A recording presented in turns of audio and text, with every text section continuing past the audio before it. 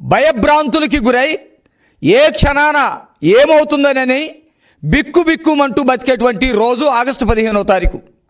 ఎందుకంటే ఆగస్టు 15న దేశవ్యాప్తంగా జెండాలు ఎగరేస్తూ ఉంటే రాష్ట్రంలో మాత్రం దళిత విద్యార్థుల దళిత మహిళల యొక్క రక్తం చిందుతూ ఉంది. ఆ రోజు ఉదయం 10 గంటలకే రమ్య అనే దళిత విద్యార్థిని రక్తం చిందుతూ ఉంది. ఒక దుర్మార్గుడు అచ్చోసిన ఆంబోతులాగా కత్తి తీసుకొని నిర్దాక్షిణంగా పొడిచి రమ్యాని చంపుతూ ఉంటే ఆ రక్తంతో రాష్ట్రమంతా తడిచిపోయినటువంటి పరిస్థితి.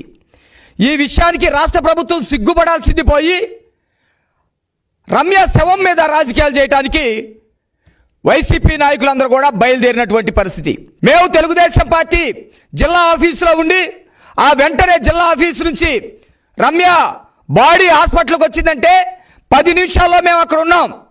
రమ్యని చంపినటువంటి వాళ్ళు ఎవరు, ఎందుకు చంపాల్సి వచ్చింది, ఇలాంటి టైంలో చంపుతా ఉంటే ఈ రాష్ట్ర ప్రభుత్వం ఏం చేస్తూ ఉందని చెప్పేసి ప్రశ్నించడానికి మేము వెళ్తే పనికి మాలిన యదవ నందిగామ సురేష్ అనేవాడు రాబంధువులాగా వాళ్తారని చెప్పేసి మాట్లాడుతూ ఉన్నాడు. రాబంధువులాగా వాలేదేంటని చెప్పేసి నేను నందిగామ సురేష్ని అడుగుతా ఉన్నా.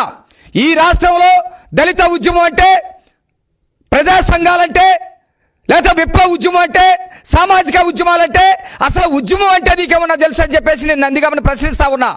నందిగామ దాన్ని రాబంధువులాగా వాళ్ళతో అన్నారు, గుర్తుపెట్టుకో, వెంటనే స్పందించడం అంటారు.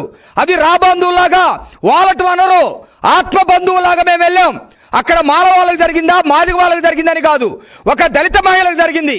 చివరికి అగ్రవర్ణాల మహిళలకు జరిగినా సరే తెలుగుదేశం పార్టీ అట్లాగే స్పందిస్తుంది.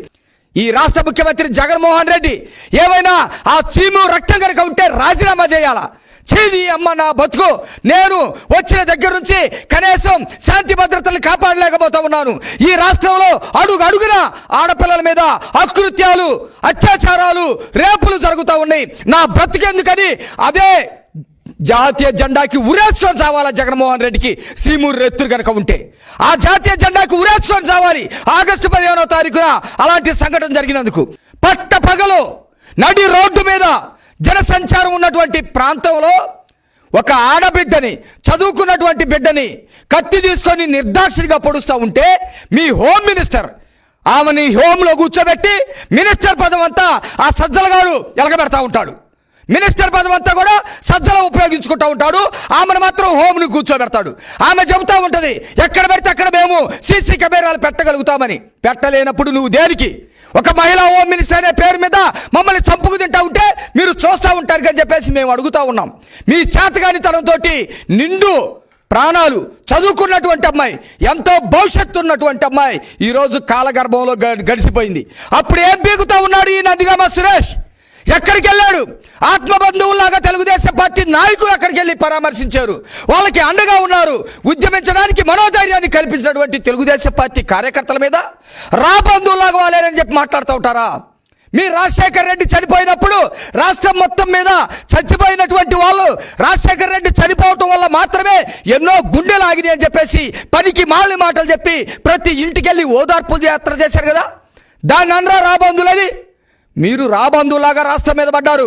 రాష్ట్రం మీద పడి ఆ రోజు మొత్తం కూడా ఓదార్పు యాత్ర దాదాపు 7 సంవత్సరాలు చేశారు.